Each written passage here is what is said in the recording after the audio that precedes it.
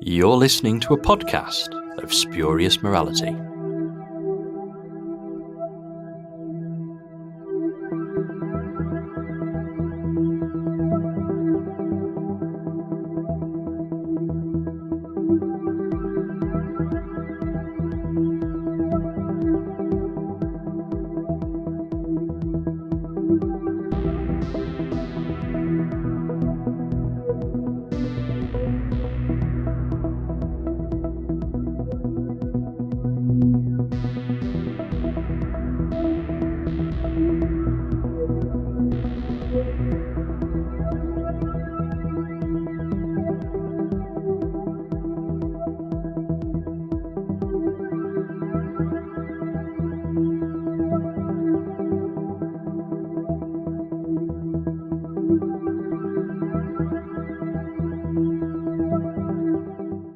Hello and welcome to a podcast of spurious morality. I'm Johnstone, and with me today I have Gareth.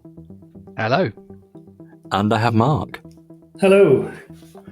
And we are continuing to look at Blake 7. We've had a very Doctor Who heavy run of episodes recently, so I thought it'd be nice to do something a bit different, and we've watched some more Blake 7, so it would be rude not to. So we've done 2 of these before and covered, I think, 7 episodes. Yes, we have 7 episodes from the first series. So the last one we talked about was Mission to Destiny. So in this one, the plan is to talk about Duel, Project Avalon, and Breakdown. So we're kind of well into the first series. Everything's nice and established. We've got our 7. We've met Travis and Servalan, and we kind of we know what the show looks like now. Sort of when we started our last episode and we'd only looked at the first 3, we didn't really know what Blake 7 was going to be. Whereas I feel as though we've had a good sort of sense of what it's going to be like now. I think, to be perfectly honest, that the 3 episodes we are looking at today are arguably the 3 most... I don't want to use a negative word. I was going to say generic or archetypal, but I'm not saying it's a bad thing. But they're the 3 most. They're the 3 episodes that follow a pattern, perhaps the most, from this first series. I think this first series does have its own voice. I personally believe that Blake 7 really kicks in with series 2. This first one kind of, I don't know, it does its own thing and it finds its feet, and I think 2 onwards is a lot more confident. But I think 1 has found its own kind of confidence with these 3 episodes, and that's kind of something that we're going to look at here. So we'll dive straight in. The first one we're talking about is episode 8. It's Duel. I think this one has a great concept. I think it looks great. Like, the direction's amazing. It's a Douglas Camfield episode. It looks amazing. Like, Douglas Camfield is as good at Blake 7 as he was Doctor Who. He'd completely stopped with Doctor Who by this point, sadly.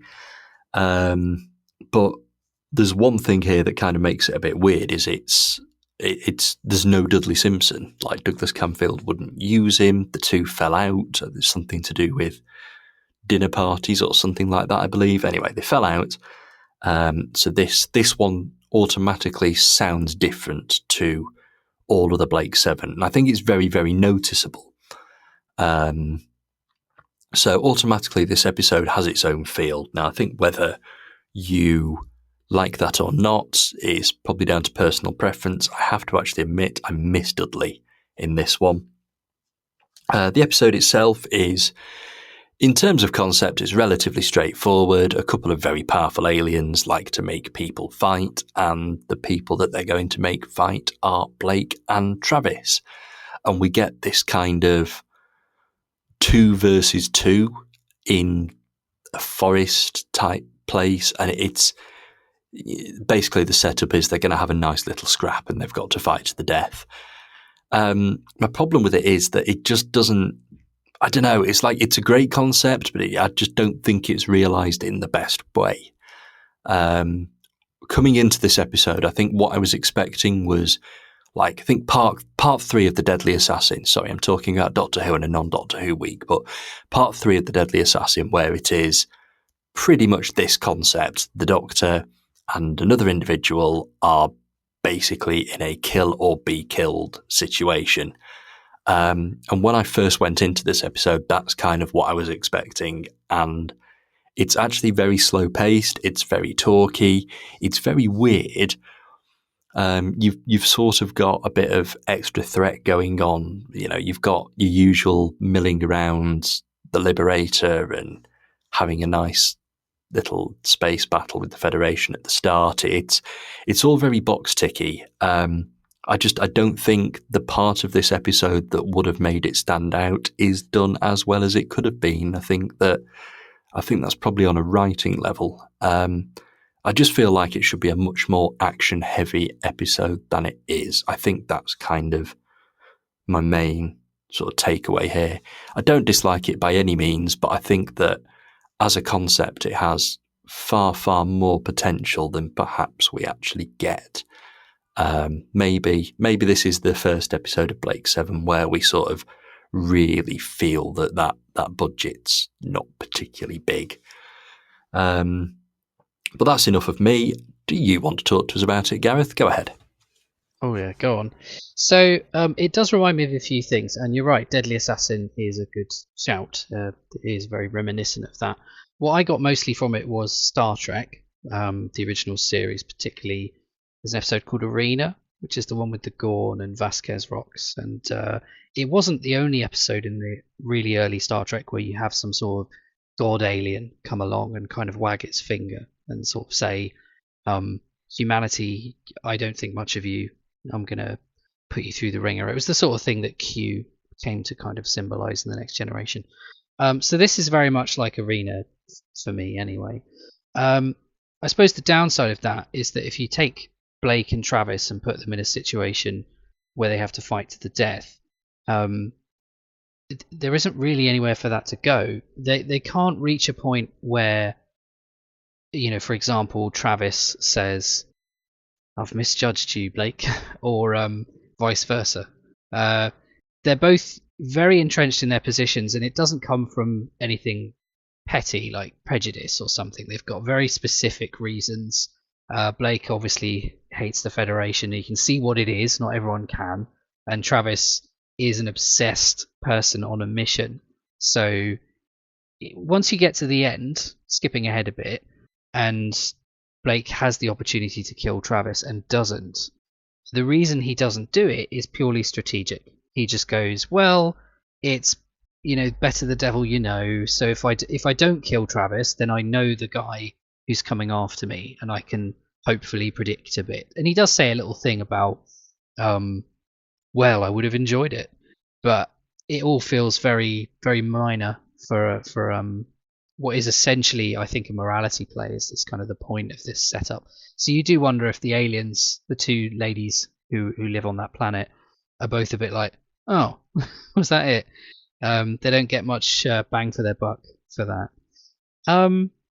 Apart from that, and I do agree that there's not very much action in it, so you do get a couple of decent fight scenes. Again, Dougie Camfield, it all looks great.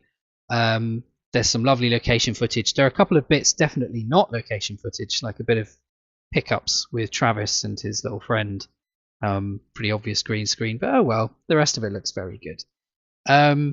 There are some nice quiet moments. There are bits where Blake and Jenna and Travis and the mutoid, as they're called, are both up a separate tree overnight. And Blake and Jenna are having a nice conversation about their future, and they're talking about how, God, is this it? Are we gonna just fight the Federation forever? Probably gonna die doing this. And then you sort of move over to Travis and the mutoid, and they're having no such luck. They don't really have inner lives, and you get this sudden contrast of the fact that Blake and Jenna, are people and the other guys aren't, which is perhaps a bit reductive, keeping the baddies from being interesting. I think most of what's interesting about Travis is Stephen Greif, but it's still an interesting parallel to look at the two of them. The trouble with that, just to puncture it already, is that we cut back to the Liberator, and I think Duel is quite a good example of how difficult it is to give everybody something to do, because you have this sort of battle going on the ground, which isn't much of a battle. At one point, Avon says, with regards to the everybody's up a tree, he kind of goes, well, what are they going to do? Throw nuts at each other? And you're like, that's very funny, Avon, but maybe don't make that joke because it is a bit boring, like in terms of action. But you've just got the crew kind of sitting around on the Liberator on these kind of Shaylong, and it's just like, can we give them something to do, please? And it just really made me think, like in Star Trek, not to keep going back to it, but the Enterprise is pretty big, and it's got lots of people on it, and it's doing lots of stuff. So you can have a B plot on the Enterprise. You can't really on the Liberator. And I think the show is still struggling with that at this point. We are like, well, we'll have these guys have the plot, and everyone else can sit on the ship and either man the teleporter or just kind of watch telly. So that, I think, is not great. There are some interesting ideas in it. I like the fact that the mutoids are randomly space vampires. The Federation have just created vampires for some reason. It's one of those ideas that I think Blake 7 could have done more with. It's sort of just thrown out there. You suddenly think, is there going to be a Blake and Co versus the vampires kind of story? There's an interesting idea that is sort of sewn into the story. I don't think it really goes anywhere, which is that not only do these two have to fight to the death, but they have to consider like the safety or the death of a friend as well. And Blake has Jenna, obviously, who's his favourite, and Travis is Billy No Mates, so he just has a mutoid. And I don't know that it really makes heaps out of that. It just kind of goes, well, there are two other people here. But since Travis doesn't care about his one, doesn't really make a difference. I mean, there's a bit earlier on where Travis is quite happy to sacrifice several ships and everyone aboard as part of his mission. So you really see how ruthless he is. So, it's got that kind of Star Trek-y foundation. It's got a very Terry Nation foundation as well, because it's set on a post-nuclear fallout world, which is day one Terry Nation stuff. I don't know that it has anywhere to go for a life or death struggle episode.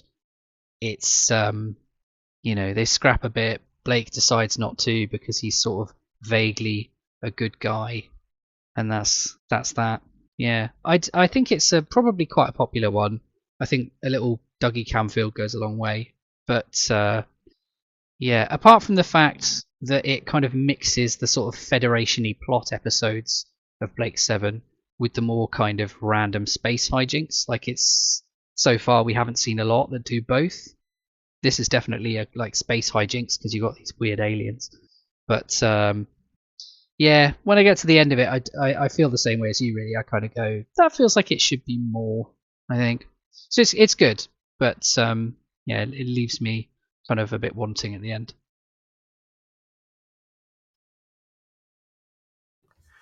I also think that it would probably work a bit better if it was later on. Like, this is the second time we've met Travis, and we've had a lot of Travis set up. We've had a lot of setup. We've learnt a bit about him, but this is Travis's second appearance on screen. He was there 2 weeks ago. He was set up as the main villain, or one of the main villains of the series. There's no jeopardy. Like, okay, well, we're not going to kill Blake because the series is called Blake 7, and yes, I know what happens later, but we're on series 1 here. And I really don't see us killing this character, Travis, who popped up as a main villain the other week and is Blake's, like, age-old nemesis. So that automatically kind of takes away a bit of the jeopardy, I guess. Maybe it'd work better in the second series, or with another draft of the script. I don't know. There's something missing from this for me, I think. What are your thoughts on it, Mark? Well, you guys have covered a lot of ground that I had written down too, so I've been literally sort of scoring things out as you could reference them, so I don't repeat too much. But Terry Nation sure does love his dead planets, doesn't he? There was one thing you said there, Gareth, a moment ago, and I just want to address it because while it's still in my head, you were saying that you find that the section, sort of intermission type section, where Travis and the mutoid and Blake and Jenna are in their respective parts of the forest at night, and you said like one side was made to seem quite interesting, and the other side less so, or less kind of human or whatever. And I have to say I slightly disagree with that insofar as there's a moment there, a really interesting moment, I think, where Travis is he's questioning the mutoid about her has she any awareness of her previous life? And you can see this very interesting turn in him from he wants to sort of I think in his heart of hearts he wants to be a pure sadist, but there's some part of him can't help feel almost a bit queasy at her total indifference about wanting to know that she's been this really charismatic person in her past. He gives her previous name and all this sort of stuff, and tells her, and she doesn't bat an eyelid or appears not to care. And he looks genuinely quite unsettled by it. And I thought that was a really interesting bit of just character shaping for him. Now, maybe it ultimately doesn't go anywhere, but it still really really stuck out to me as something quite noteworthy. There's a funny thing in this. It's a tiny wee thing I never noticed before, so I'm going to mention it precisely for that reason. And all the times I've seen Duel before, and this must be like, I don't know, the dozenth time or something I've seen it over the years. There's this little 2-second shot, just an establishing shot of the forest at night, and it's the perfect illustration of the budgetary constraint being navigated in a way that's like half clumsy and half skillful, because it's this extremely cartoonish image of like a gigantic moon nearly filling the entire screen, and silhouetted in front of it are like these tiny little almost like cartoonish trees and a couple of like wee stick figures and whatever. And you're kind of going, like, because it's there so quickly, I was almost stunned by like what I was seeing here. And then I thought, do you know what? As a piece of symbolism, as a piece of like grammar for like we're setting a mood, it actually worked surprisingly well. So it's Blake Seven sort of taking its limitations and almost by knowing how tight that shot should be, getting away with using something like that to set the tone. And of course, we do have Douglas Camfield here in charge of the directing duties, which I think considerably helps the episode. This thing could feel really quite baggy if it weren't for the fact that he's really tight on certain stuff. The ramming sequence feels very tight the way he's done it. The forest stuff, I mean, there's nothing more boring to me than people just endlessly tussling with each other in a forest clearing or something like that.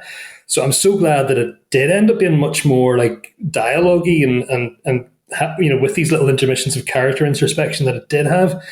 And then I think where there was fighting, it was done efficiently and quite economically, and with a little bit of kinetic energy and stuff. And I think it also really helps that it was filmed in December. You can see that misty, like there's a sort of natural mistiness to the woodland and the bare branches and everything, and the forest, the carpeted forest floor with the dead leaves. It all adds something quite, it's completely free. It's not in the budget; it's just there. And I think that all works very much in its favor in terms of atmosphere. I had, of course, noticed exactly that thing as soon as I realized it was Douglas Camfield. I realised that Dudley Simpson would be absent, and indeed, as you say, Johnstone he was. I'd love to know if that story about the dinner party spat is true, because I've heard that over the years as well. But I thought actually the music for this one, given that it had to be somebody else, I thought the synthy, like these sort of synthy, like sustained strings and whatever, were appropriately ethereal. It kind of mood matched pretty well. And so, by happenstance, it actually worked out quite nicely on this occasion. I thought it just as a wee change of vibe, that music suited the setup quite well, because we have this very. I know we've referenced things like The Deadly Assassin and whatever already, but to me, the main thing sort of put me in mind of was not that I've watched many of these, but I've seen clips of the old, the BBC Shakespeare's that they used to do back in the day, where it was just like they'd have one very static set, but it'd be full of lightning effects and all these kind of things that we get here, and just one wind machine and some very basic lighting can accomplish a lot in this regard, and I'm a sucker for that, setting up that kind of atmosphere. You're looking at something that's pretty much indoors, or like as Gareth was saying, that Star Trek cyclorama effect, but somehow you just you buy into it. You're there. It's part of the uncanny valley effect of the thing, and I really quite get drawn in. I always expect to like Duel less than I do, so I shouldn't be surprised at this point that it draws me in more than my expectation. But I did have a similar thing, Gareth, where like I'm thinking, I understand the sort of metaphor of like war is bad. These two people represent the pro and anti factions and so on.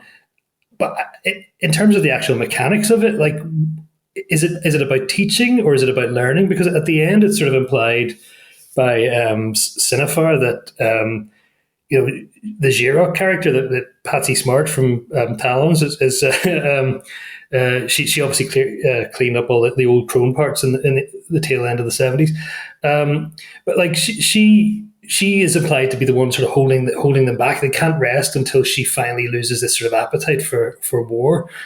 And I'm thinking, well, like you take a planet, like to use the Doctor Who example, you take Argolis or something where they've had their war to end all wars, and now as a dying race they set up an educational, albeit quite boring, leisure complex to educate people about tachyonics and better ways to live your life. But here, why do we have these two spectral forces that just they seem either doomed to repeat the cycle of advocating for and against, but then nobody seems to be taking any particular lesson in this instance away from it. So is it that they gradually lose their own? Is the purpose of it that Xerox will lose her appetite for war over centuries or millennia or something as different people are pulled into to repeat the same cycle? I don't know. It's a little, if you stop and think about that too much, it kind of, I'm not really sure what to make of it. So maybe the thing to do is just let the atmosphere kind of wash over you and enjoy the sort of dialogue. Speaking of dialogue, there's one point where this line kind of eludes me. I don't know. It's one of those ones that sounds clever when it's said because it's done with so much conviction, but when you think about it afterwards, it's like, huh? And it's the bit where Avon, I think it's Avon, is talking about logic. He says, logic says we're dead, right? And then Blake says quite sort of enigmatically, logic has never explained what dead means. And every time I hear that, I'm like, is it just me, or does logic explain exactly what dead means? It means dead. It means inert, devoid of life. When you're gone, you're gone. That's it. So I don't know whether I'm being overly reductive there, but it just always strikes me as a strange line that's delivered with this kind of, I don't know. It's one of those ones that sounds cleverer than maybe it actually is in substance. I don't think I have much more to say other than I found it a pretty memorable and effective episode. But yeah, just in terms of what it's really all about, hard to say really, because everybody's put back where they were. You could argue it's the first maybe of Terry sort of really kind of going, I've got to get a 13 episode season here, and what will this do? As a sort of holding exercise. But yeah, I kind of enjoy it. And there's one wee technical criticism I have, which is there's a slight over treatment of the voice effect when they first have that bit of telepathy broadcast into the ship, and it's Xerox's voice, and everyone's sort of hearing what she's saying. It's so overly treated that it's actually very difficult, or it was for me anyway, this time to pull out with any clarity what she was actually saying there. So I thought maybe they could have just put a bit of slight echo or reverb on it, and it would have been just as good. But yeah, all in all, it's good to have that sort of flavor of an episode in the middle of a season, and pretty decent all in all.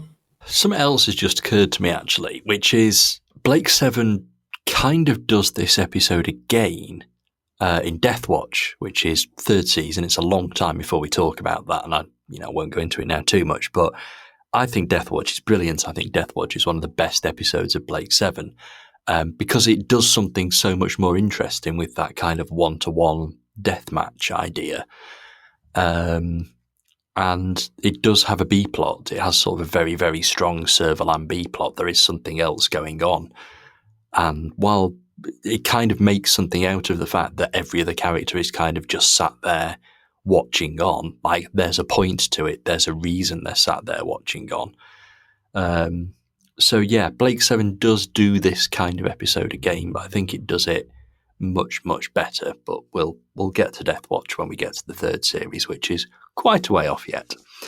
What we are up to, though, is Project Avalon.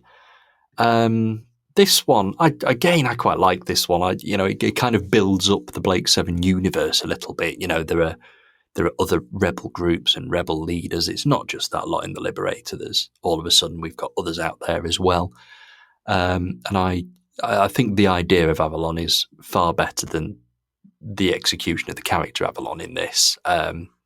She seems a bit useless because she wanders around a cave for a bit, gets captured, and then needs rescuing, which is a bit of a shame because I kind of really wish they'd have done something with this. There's another rebel group and they are, willing to go a bit further than Blake and his lot and all this kind of thing. That's something that should have been played with, and it's something Big Finish have played with quite well. Avalon's popped up a few times in Big Finish Blake 7 to great effect. We've even had an Avalon spin-off series. I wish there was more of it because I really liked what it did. It kind of ran in parallel to the first series up to this episode, and it kind of stopped at the point that this episode started. So it's one of those episodes that kind of, it makes the Blake 7 universe feel bigger, but I think in itself it's still quite a small episode. We do get some good Servalan and Travis stuff here, though. We kind of get a little bit more of that sort of hierarchy command structure. Servalan's in charge, but Travis doesn't particularly consider himself to be below anybody. So I think we've got quite a good episode here. An ice planet's a good setting. It's very well realised, although we do spend most of it in caves or in a Federation base. It's another one that's full of great ideas. However, it's another one that kind of doesn't really go anywhere and just kind of plods along and gives us another episode of Blake 7. It's sort of a shame that we don't see Avalon again in the series, or maybe Avalon could have hung around for a couple of episodes after this. I remember correctly, it ends and she's still on the Liberator. So it feels like another one where there's a lot of potential and maybe we don't quite meet all of it, but I have to give it points for just sort of giving us a little bit more about the Federation and Rebellion and how it works. And it's generally a very good episode for Blake and for Servalan and for Travis. So there's a lot to like still in this one. Go ahead, Gareth, talk about Project Avalon. I think I'm very much here for the world building. Like, give me as much information as you can about how this place works, what's the Federation like in context, stuff like that. So yeah, the idea that there is effectively another Blake is very exciting. I'm kind of surprised that, as far as Travis seems to be concerned, Avalon is and maybe this is just a sign of Travis being very flawed, actually.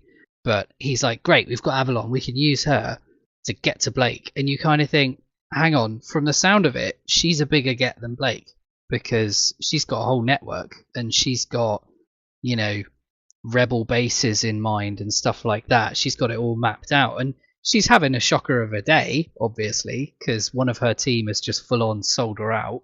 So it all comes crumbling down very easily. But yeah, she seems like a very big deal. So I'm a little bit surprised, but I think maybe that just tells us that Travis is that obsessed with Blake.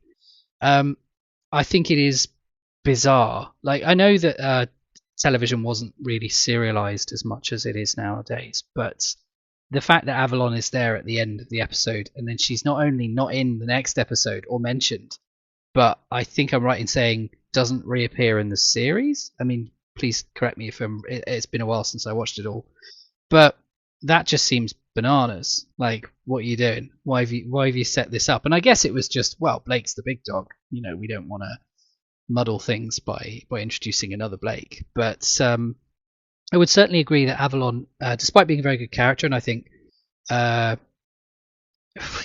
with the few scenes that she gets, I think the actress kind of puts across a decent amount of heft. It doesn't really display or demonstrate the way that Avalon is like a really good freedom fighter type person. She doesn't get the opportunity because she's mostly in prison.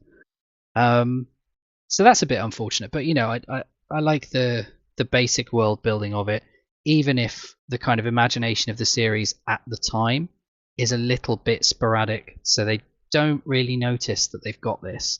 And I think to an even greater extent, and I know I haven't really discussed the episode yet, but there's just another big thing, is that in the course of this episode, casually as you like, just as casually as the previous episode is like, oh yeah, vampires, this one is like, by the way, we can make absolutely perfect, indistinguishable robot duplicates of people.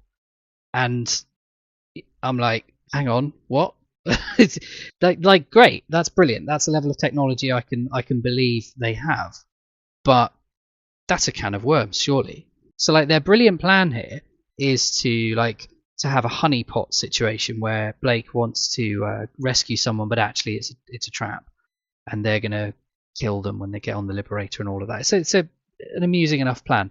But you kind of think, you've got robot duplicates, and Blake's popularity is specifically the problem.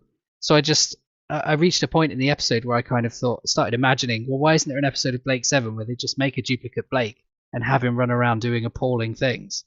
And I know there is some sort of duplication of Blake will occur, so that maybe they didn't completely drop this, but yeah, that just seemed like that's like a Chekhov's gun kind of thing. Like, don't tell me you can make perfect robot duplicates if you're not going to go all in on this. But anyway, the episode itself is pretty relatively tight. I mean, it's a sort of rescue mission that we sort of suspect is actually a trap, and ta-da, it is. They do a bit of ambiguity with whether David Bailey, who's the other guy with Avalon, who Doctor Who people will know from the Robots of Death, but he's also played the Celestial Toymaker in audio. There's some ambiguity about whether he's dodgy, whether maybe Avalon's dodgy, and they kind of keep you guessing a bit there, and I think that works pretty well. That's like when we did Mission to Destiny and I forgot who the killer was. I was a little bit shaky on what was actually going on here, despite the fact that I'd seen it before. So I think the episode does a decent job of kind of wrong-footing you. And I really like the ending when Blake manages to turn the tables and reprogram the robot, which is another little, hey Avon, you can reprogram a robot, right? and Avon's like, oh, fine. It's like there's no limit to this man's talents whenever the plot demands it. But anyway, I really liked the standoff at the end when Blake is like, right, well, I'm leaving now. I'm taking the person I came to rescue in the first place. You're all blonkers, and if you do the wrong thing, this robot will kill you. I thought that was great. It also has one of the most bizarre, and I mean that in a nice way, line deliveries I think we've had so far, which is they're talking about this I want to say bomb, but this thing Travis has come up with which will kill all organic life nearby. And Blake is kind of joking around with it. And Travis says, it's not a pleasant death, Blake. And the way he says it is so weirdly affectionate that it's just like he's talking to a mate and he's like, you don't need that, mate. And it really took me out, but in a nice way where I kind of went, God, Stephen Greif he's really thinking about his lines. And I don't entirely understand the way he's saying this to this guy. But it was so interesting, and I just really loved that. You know, he's definitely like my MVP actor of this series. So yeah, I thought it was a relatively tight story. The action is a little bit naff. Now they kind of walk this back a bit because it turns out they weren't really being shot at properly. But when they're shooting at each other, it reminded me, and I hadn't thought of this in like 35 years. But it reminded me of when you're a kid and you run around zapping your friends, and then one of you goes, I got you, and then you just go, no you didn't. And it was like that, where these people are kind of shooting at each other, and you're like, he got him, and then he's just fine. So there was a lot of that going on. I thought the sort of literal world building, Wookiee Hole, by the way, fans of Revenge of the Cybermen and people like me who are from near Wookiee Hole will be like, oh, it's Wookiee Hole standing in for an alien planet. Much better than a Star Trek cave set, by the way. I liked that. I wasn't particularly impressed with the sort of world itself. I think there's a race of people who live underground. I'm not sure if we even see them, who are referred to as the Subterrons, which is very Terry. And there's a wonderful bit that made me laugh, but I'm not sure if I should have, which was Avon describing the mining that goes on here, and he says that there's these crystals in these ice caves. They are called ice crystals, and he says it with like all the Paul Darrow he can give it. Be like, yeah, of course they are. That's literally what you just described. So there's some silly stuff in here. Yeah, so long-winded, but I mean, I appreciate the world building. I think they've kind of got a tiger by the tail with some of their ideas, and they don't really get what they could have out of them. But for the sheer kind of escape, rescue, turn it around on the bad guy thing, I think it's basically quite satisfying. Yeah, I'd definitely put it in the sort of top half of episodes of this series. It's a great deal of fun. I'm with you. The world building's kind of what interests me the most here. But yeah, there's a lot to enjoy. What about you, Mark? Yeah, well, I'm going to sound a little unsophisticated now after all Gareth's articulate stuff about world building and so on. I just really love snowy planets, and this gives us a snowy planet. You know, in Doctor Who, I love Rebos and things like that because it's just like, oh, that idea of the planet where it never doesn't stop snowing. You know, I just love that.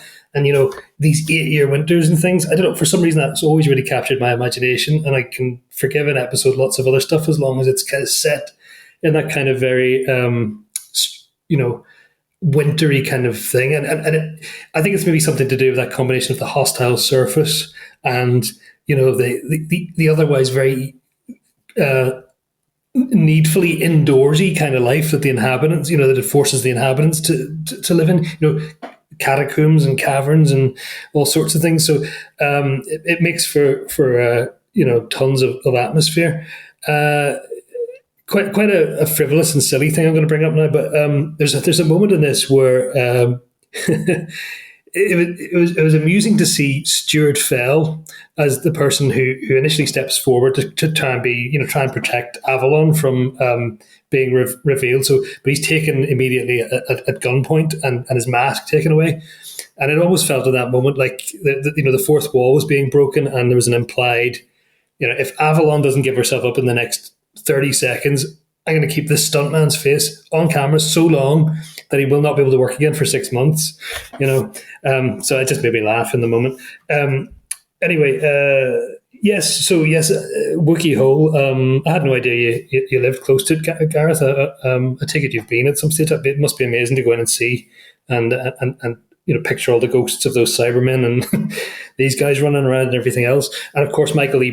Bryant is a Wookiee Hole veteran, so it's great that he's assigned this episode. In fact, he probably suggested it today. I can't. It's probably mentioned in the Blu-ray extras, and I've forgotten. There's some brilliant Avon stuff. I mean, it is that it's getting to that point, you know, already in the series where if Avon's just given some wonderfully acerbic lines or just delivers lines, as you were saying, in a really kind of needlessly OTT or really underplayed way, depending on which way he's decided to go. There's a brilliant thing where Villa is getting ready to head down to the surface, and he's sort of playing for time and fussing around there on the teleport mat, and Paul Darrow just does this amazing little tilt of the head, like he's studying some kind of experiment or something. It's absolutely brilliant. And then when he's finally gone, he just flashes this smile at Callie. You know, it is those sort of unpredictable moments. It's almost Tom Bakerish in that kind of like, what way is he going to go? And you can feel him really sort of start to gain even additional confidence that, as the series goes along, that this is he's got this sort of unpredictable toolkit. Another one of those is when they first arrive in orbit around the planet, and he says, "Oh, we've arrived at the worst possible moment," and then just adds this "of course" little suffix, you know, of course. And he does it in such an underplayed way. It's the most delightfully throwaway delivery of that you can imagine. It's just give me immense pleasure. Our favourite silly robot is back, the wee derpy looking security robot, which obviously they spent so much money on they had to use again, even though it looks ridiculous. Although it is a very effective threatening because it's able to spew fire at people, which is quite. And then that made me think, like, because they're only starting to teleport away at that point, I'm thinking, well, how does that work? Like, there's a bit where they first arrive in the cavern, and as they teleport down to the planet, it was kind of raining in there. There's some water falling, and I'm thinking, if you're sort of being teleported down, like say in the moment before you fully coalesced, is rain getting into you? Like, does it matter? Very different with fire, of course. Anyway, sorry, that's just the sort of stuff your brain can go to if an episode's good, but maybe not so captivating that your mind can wander a little. Dudley's back this week, and there's a nice little slow and contemplative version of the Blake 7 theme that creeps in. But during that first little, in the first third of the episode, when they're exploring around inside the caverns and being watched by David Bailey there, it's just this really nice variant of the Blake 7 theme creeps in just as the incidental music, and I just thought, oh, that's a nice touch. I'd never really noticed that before. And of course, this is the episode where we probably get the first sort of acceleration in how extravagant Servalan's fashion is going to become in time, because she comes in this most incredible outfit with, like, what would you call it, like a fur stole with about 1 million foxtails hanging off it, and she wears it for all of 30 seconds, and then it's discarded, and it's just to make she always dresses for the occasion, clearly, so that was pretty wild and pretty camp, So yeah, I think like Gareth was saying, I do think that the casting of Avalon, it's interesting, but it's also right. There's actually a line that Servalan says, where she says, I'd have expected something more impressive. And so I'm not sure whether they added that line after the casting, or more likely it was there already, and they put careful thought into finding somebody who, on the surface might not look like a leader, might look a bit too waifish and innocent or whatever at first glance, and therefore is the perfect covert operative. There's some thought has gone in there, and I do think the actress does give it enough bite and defiance in the eyes and so on. It is strange, as you were both saying, that you're not really given much in the way of backstory there. Just you have to take it as read that what you don't see on screen this week, she's been previously capable of. And there's also the slightly odd and a little gratuitous near nudity kind of stuff going on with her. Why is it necessary to have her sort of, there's a line towards the end of like, she'll freeze out there dressed like that, and you're thinking, oh, why is she dressed like that? There was other ways to do those scenes. It does feel a bit just like, oh well, So yeah, I think, but yeah, in terms of the overall construct of that character, I think it's believable enough a trade-off that she's deceptively not the obvious stuff of leadership, and yet clearly has been, and kind of been nearly invisible on that basis. In terms of people knowing exactly who she is. There's a good sense of Travis in this, being across all the little details of things, which I think is actually vital, because he is going to end up in this place yet again at the end of an episode where he's going, curses foiled again, and I will get you if it costs me the rest of my life and all that. And I think because he's going to end up in that quite pathetic position, with Servalan even suspending his duties until there's a trial and so on. It's good that we see at various points in this just how he's checking individual soldiers' guns. He's doing on the spot inspections, and he's intently studying data. And like you can see, it's partly Stephen Greif's choices, as you were saying, Gareth. It's partly good direction, and I think it's just in the writing as well. But in total, yeah, I think you get a good sense of that. Yeah, I do remember. I think you can see this in the episode. This is just the wee final thing I'll say. Watching the Blu-ray interview with Michael E. Bryant, he was talking about how I think they'd been to see Star Wars during, or very close to the making of this, and tried to put some of the sense of how they'd shot scenes and that into the corridor scenes. I think you can, see that to some degree. Now, they couldn't do it with anywhere like the degree of dynamism kinetic energy and so on that they manage in those films for all sorts of obvious reasons. But I think, you see a wee touch of it creep in, and it's satisfying to see just how those that bit of cultural cross pollination was creeping in, even to something as televisual as Blake 7. I think that's all I have to say about this one. Really, it's a good, solid entry, and enjoyed it. Enjoyed it. I've always got a very similar vibe on a sort of BBC late 70s level of those sort of corridor shootout scenes. They are very similar to sort of the Death Star corridor escape, like the cell block scenes. So yeah, I think it's a very reasonable comparison, and like you say, there's probably some genuine influence in there. But yeah, it's a decent enough episode. It does what it needs to do. It world builds a little bit. It does have an interesting story to tell. It just doesn't sell Avalon to me as the character that Avalon is, well, what we're told she is, I guess.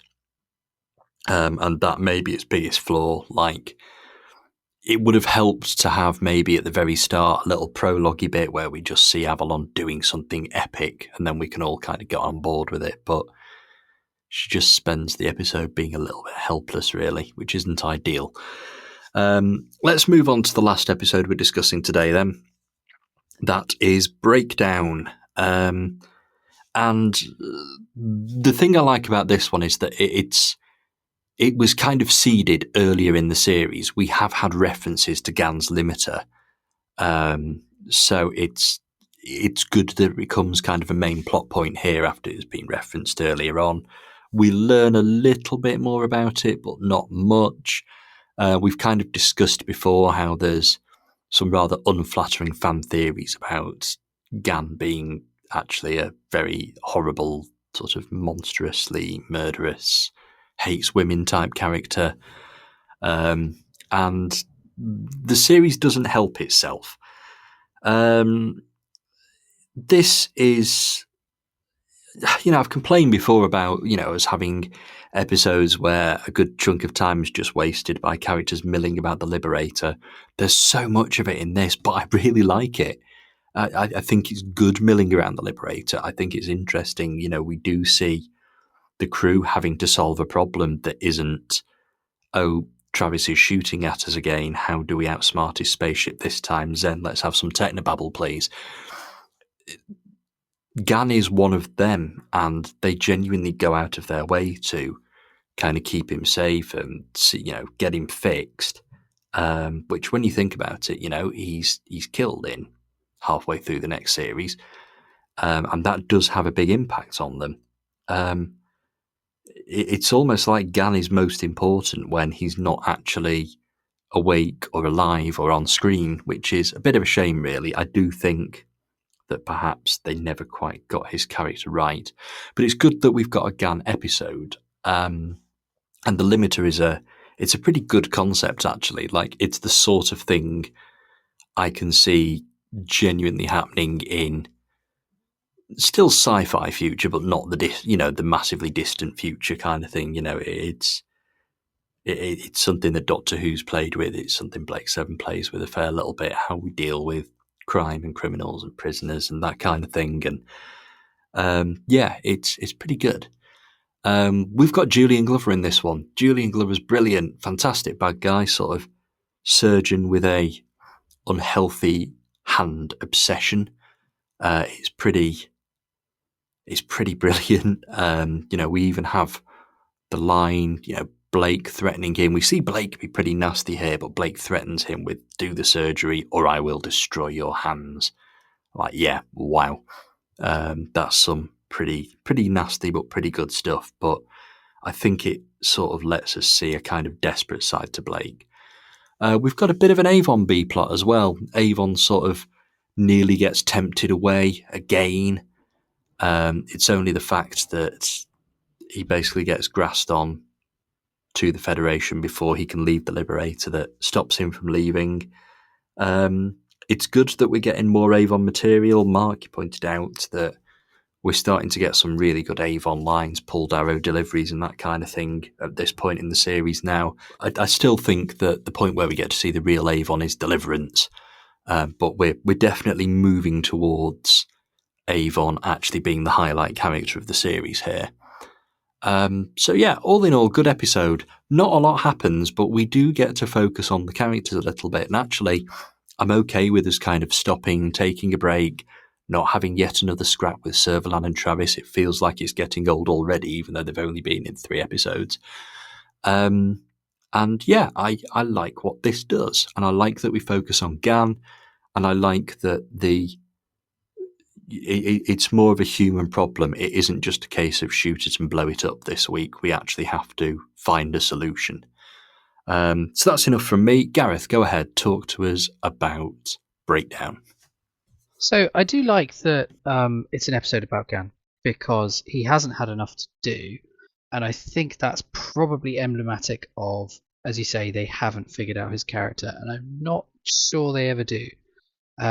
So if you think about the entire crew, person by person, they've all kind of got something to offer. Even in terms of like actor chemistry, they've got something that they will add to a scene. So Blake is your hero, but he gets to be a bit morally grey. Jenna is the second in command. She's also obviously Blake's favourite. They have a bit of a very PG-rated flirting thing going on there. Avon gets to be Blake's biggest critic, so he gets to bring him down to size, and he gets to introduce an element of danger. What's he going to do this week being a good example. Villa gets to add the comic relief, and he's also very crafty, so he can get them out of all sorts of situations. And Callie is an alien. She's got a completely different perspective to the rest of them, and Jenna kind of doesn't like her, which introduces a little frisson there. Into all of that, you've got Gan, who is big, strong, can't use his strength the way the series obviously would rather use it, and it isn't funny. I mean, he kind of, it's not David Jackson's fault, but a lot of the time he's sort of standing in the background on the Liberator and just offering some sort of banal commentary on what's going on, like, oh, he's got to get through that door, and it's just, there's not much for him to do. And this episode goes, all right, fine, let's engage with him, and so they go with the limiter, which I think the problem with that is that it ends up reducing Gan to the status of a thing that is malfunctioning, because his personality and what he wants and what he feels don't really come into it. And really, the malfunction itself is something that the episode, I don't think, really kind of cracks, because at first it seems to be that he's got malfunctioning impulses. He's got information firing at him, and he's just attacking the nearest person and thrashing around and screaming and stuff. And you're like, God, yeah, I understand. There we go. That's what's happening to him. Later on, it's really suggested that he's being methodical, and like he's trying to escape specifically so he can attack and probably kill Callie. And when he finally gets his hands around her neck, he seems to be blissfully enjoying it. And I've got absolutely no idea if that's because deep down that's what he's like, or he's just, his brain is broken this week, like completely, this isn't who he is. But it seems to be a whole other person then. It's like a Jekyll and Hyde thing. So by the time they clear it up at the end of the episode and they have this appalling kind of, everyone makes a not particularly funny remark, and then they all throw their heads back and laugh like it's an episode of Police Squad, and that's how it ends.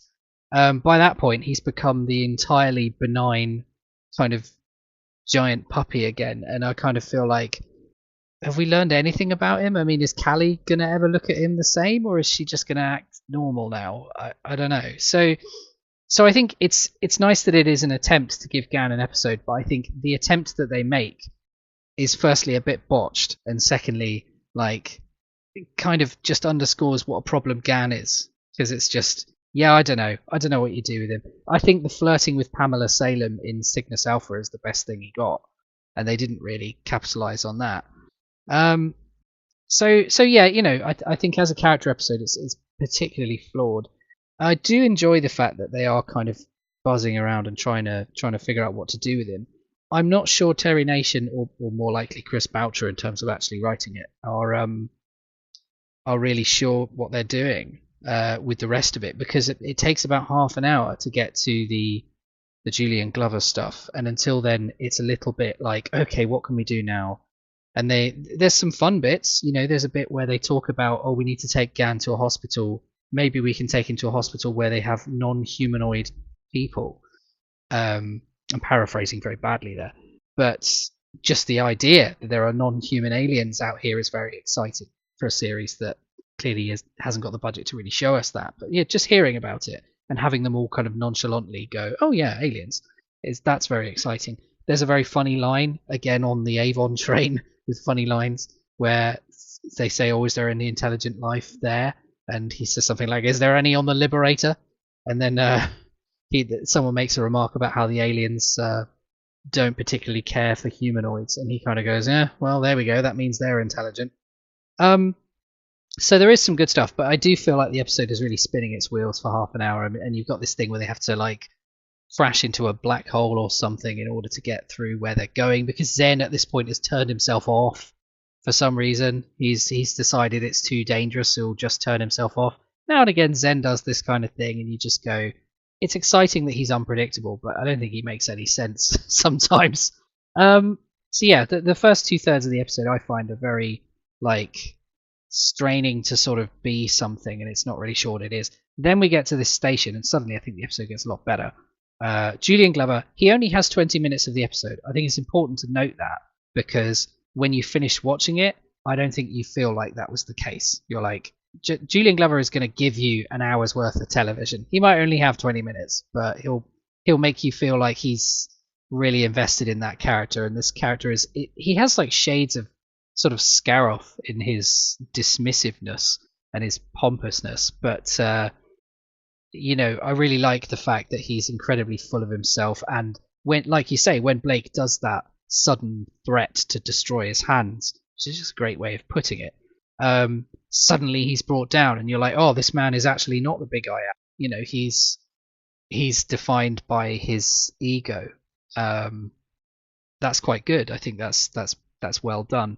On a broader note, the whole neutral space station thing, I think very quietly that's a nice bit of world building, because we're going, well, there are people out there who are neutral. We already had a couple.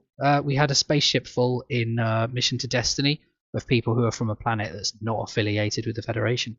And in this case, we've got a space station where they're like, yeah, no, this is proper neutral territory, so we're not going to be like that. But they then build on that and say, well, that doesn't mean the people there don't have, biases and haven't read depending on which newspaper they've read, they haven't reached certain conclusions. And the Doctor reads. He's obviously reached this conclusion that Blake is as bad as the Federation say, and furthermore, maybe the Federation are pretty good. He's like, well, they're very orderly. They're not very good shots, we eventually find out, because they blow up the station by accident. But yeah, I think that's very interesting. I love the fact that Avon effectively quits. I mean, like you say, there's a technicality that gets him out of it.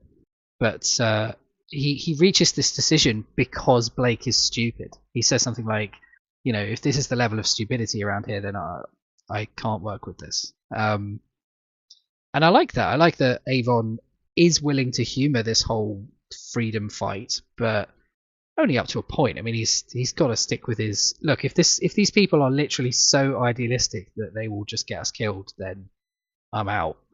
Yeah, I like that we're still kind of toying with the idea of what's good for Avon versus what's the mission all about.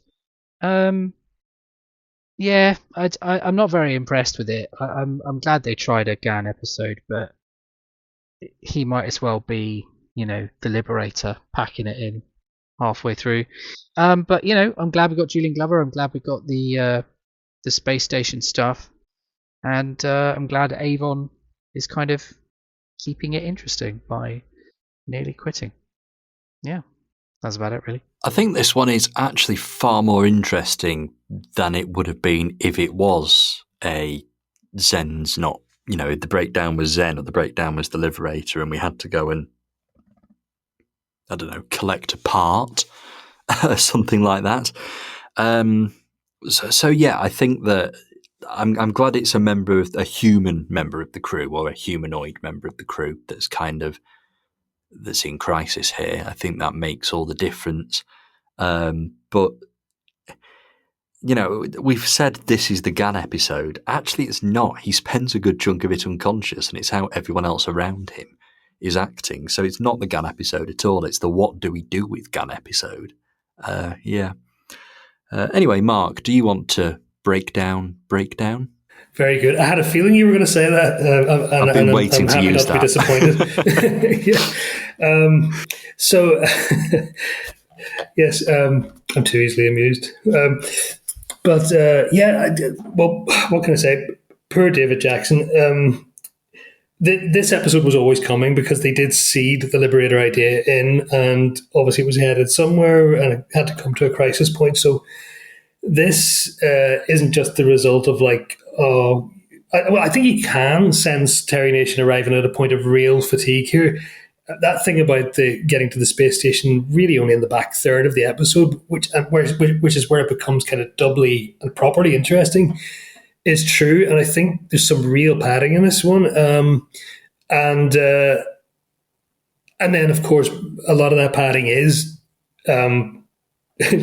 Gan just kind of throwing his weight around, with all the elegance of a sort of a grunting sort of Frankenstein type figure. At times, actually, it's not intended to be comedic, but it's accidentally so, because whatever way the actor sort of pulls his face, he does this kind of lip curl at times that I can't help but be reminded of Les Dawson at times, and he'll sort of do this kind of look off to the side as well. It looks, for all the word, like Les Dawson doing some sort of character. But I had exactly that same thing, Gareth, you were saying about, I was perplexed.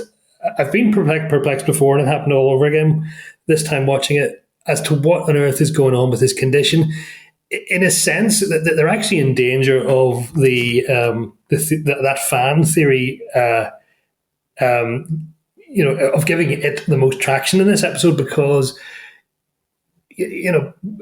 otherwise, by coincidence, there are these moments of total lucidity and total composure, where he's clearly showing deceit. He's pretending to be asleep. He's misdirecting Callie so that he can sneak up on her and throttle her. And you're thinking, well, if he's doing that, really, I suppose the question becomes: is the Gan we know Gan plus machine, or is it, or is, and the real Gan is this sort of highly functioning psychopath who could just flip, or is Gan actually Gan, and this is really just look, I'm all for a bit of ambiguity, but it just feels like, they're stumbling around and they don't really know the answer to that. They're just trying to fill up 2/3 of an episode with this conceit, and then they bolt onto the back end of it the much more interesting. Well, actually, just before I get to that, the thing about the limiter itself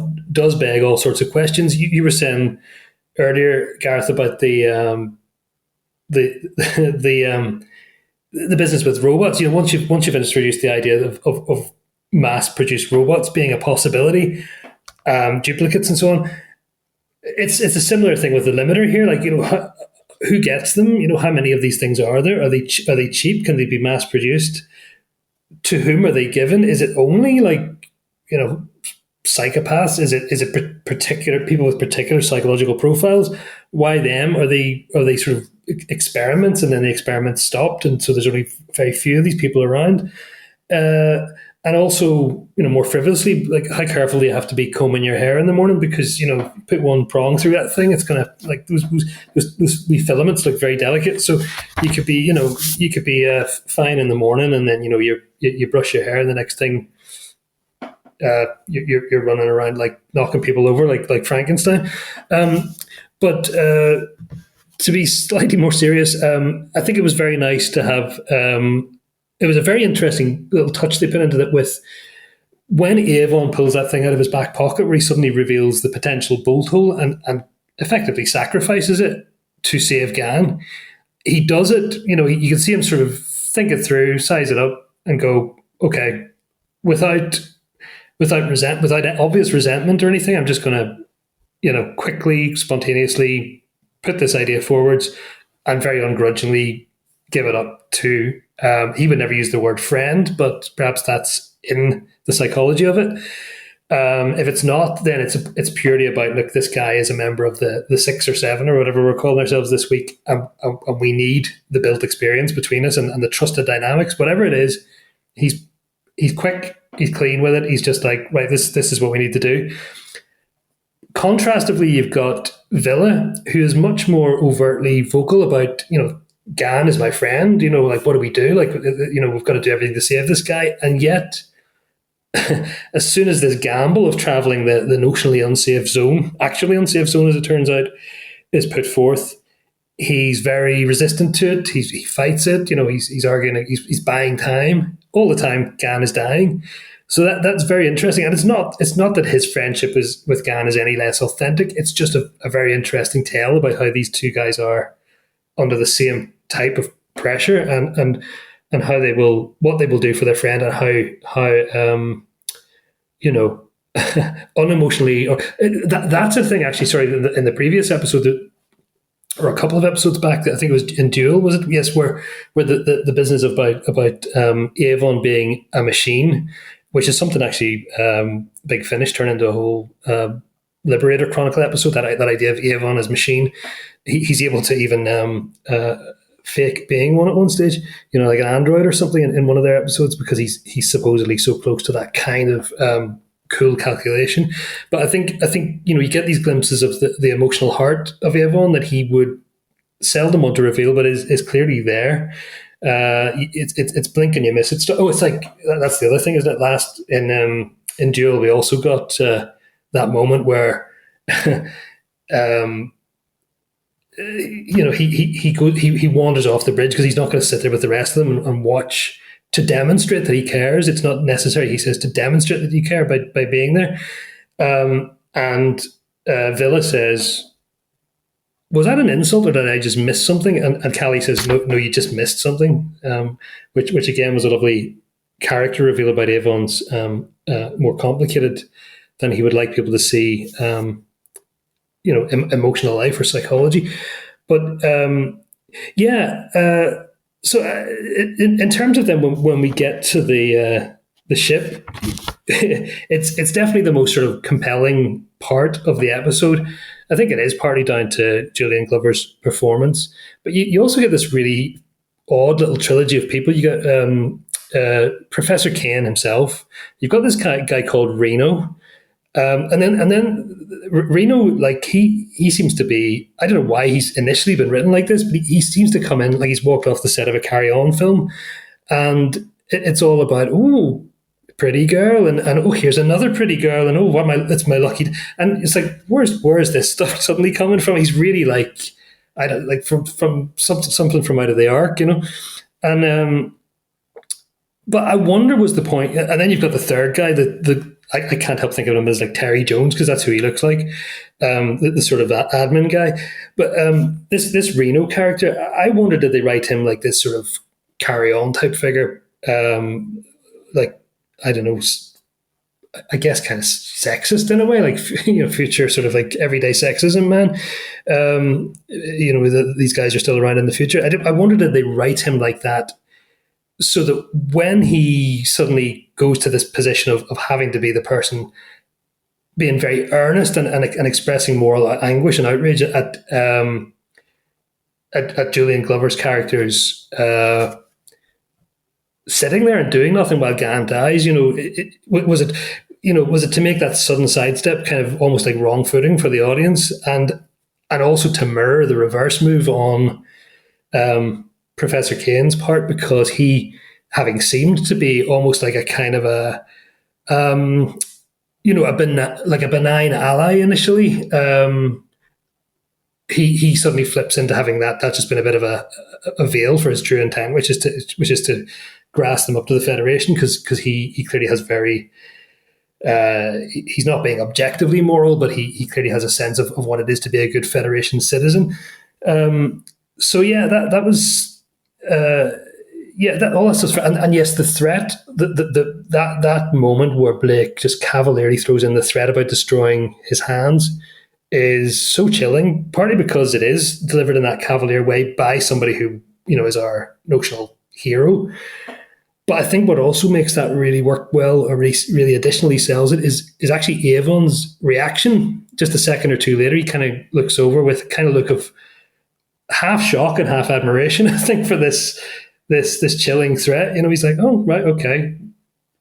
Well, I didn't think you had it in you to that extent, but that is working for us right now." So yeah, I think that's most of the things I have to say about. Oh, I tell you what. Sorry, one other wee thing. There's a brilliant moment where they first arrive, having gone through the sort of black hole type thing and come out the other side, and they suddenly arrive upon the space station, XK-72. I've written it down. I hadn't actually remembered that. XK-72. And as it appears, the music, which has been building and building, suddenly just drops to total silence. And it's like a deafening silence. It's so effective. And just the visual becomes, its own thing. It's just the only noise you need on screen at that moment. It's a really, really impressive choice. And it reminds me that actually in the previous episode in Project Avalon, we had a moment where they suddenly dropped the music and just used the background alarm as the only, like, it's all we need, just the only sort of music, as it were, that we need, because it's tension sustaining in and of itself, which of course is something we'll come back to very effectively in the final moments of Blake 7 ever. A very similar technique. And the very, very final thing I just want to say is I absolutely agree about that really cringy last scene where everybody just throws their head back and laughs. I am not at all averse to a good comedy gold ending, right? Like Star Cops has some really cheesy endings, which I think it earns well and delivers brilliantly. This thing was just weak sauce. It was so cringe. It was unbelievable. I'm not sure I would change it for the world, because it's part of the joy of being a fan of these things is you've got to have those moments too.